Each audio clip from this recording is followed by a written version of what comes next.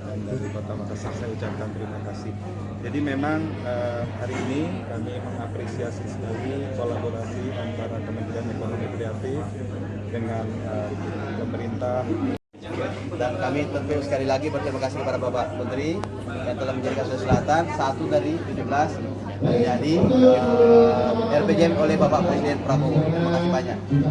Dan terakhir, anytime Bapak Menteri, sekiranya Sulsel ini bisa dijadikan, kami bisa minta kolaborasi sinergitas untuk upgrading produk kami, baik produk dari zamannya kolaborasi, tidak semua pemimpin dapat mengorkestrasi ini. Ilmu orkestrasi ini mengorkestrasi semua kemampuan, karena tidak ada yang jelek atau yang bagus. Tetapi yang adalah bagaimana kita bisa mengorkestrasi ini menjadi sebuah tim, menjadi super tim, berkolaborasi untuk